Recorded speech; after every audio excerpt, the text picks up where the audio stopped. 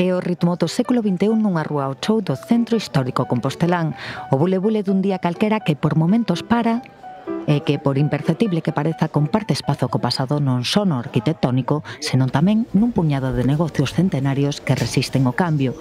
Comercial Tojo, por exemplo, lémbranos que a reconversión comezou sendo zapatería, pode ser a arma perfecta para a supervivencia. Cristina é a alma custodia da terceira xeración deste comercio emblemático. Levamos aquí 111 anos.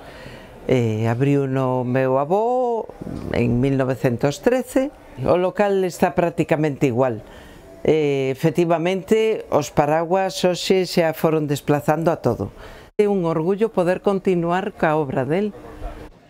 Nunha das roas paralelas, o seu negocio ás ás destes chapeus levan na mítica sombreirería Iglesias saudando os composteláns desde o ano 1912.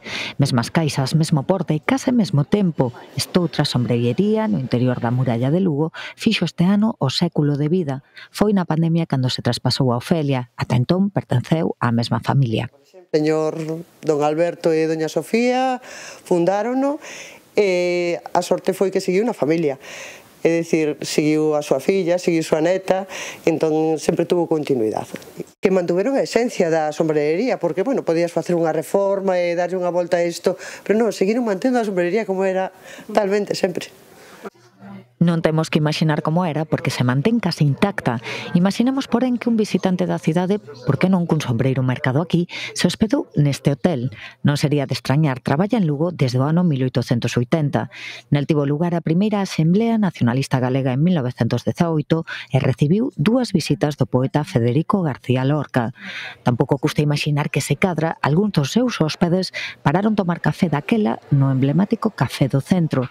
Leva aberto desde hai 121 anos. O nome de Café do Centro desde 1920, que hasta 1920 chamábase Café Moderno porque tiñamos adelantos para a época xa fora do corriente, non? Eu levo aquí 44 anos nesta casa e, bueno, aquí servín a todos os presidentes de gobierno, menos o que hai agora, que non me cadrou nunca. Actores como Charlton Heston, Anthony Quinn, rodáronse 4 películas aquí, había moitas tertulias. Tempo de tertulias e de café que se repetían noutro establecemento centenario. De volta en Santiago, o casino, nos seus 150 anos de historia, reuniu ilustres como Valle Inclán, Otero Pedrallo ou Castelao.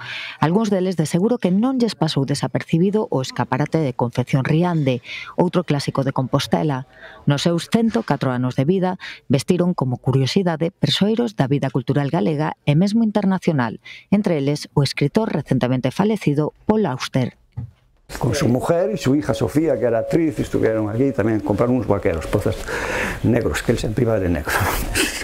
Los que guardo con máis cariño y personajes entrañables, Torrente Ballester, por ejemplo, viña a comprar as gabardinas aquí, Laseiro, que aunque non tiña o carácter de Torrente Ballester, era máis calado e eso, pero tamén levaba tirantes e eso, Antonio Fagruas.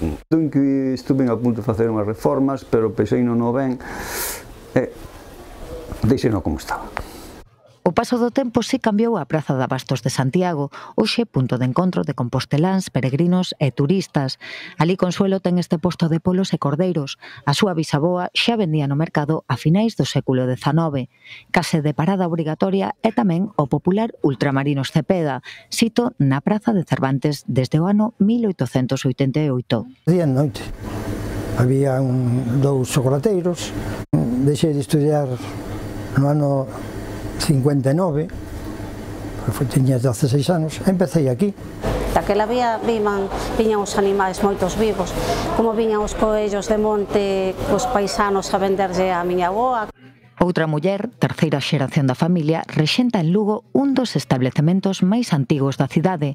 Esta cordelería resiste o tempo tras unha romana de máis de 125 anos e documentos que acreditan que a tenda data de 1880. Mi abuelo ya vino de la maragatería, de Santa Colomba de Somoza, de la zona de la maragatería, cuando eran arrieros y entonces vinieron aquí y el ferrocarril transformó el comercio.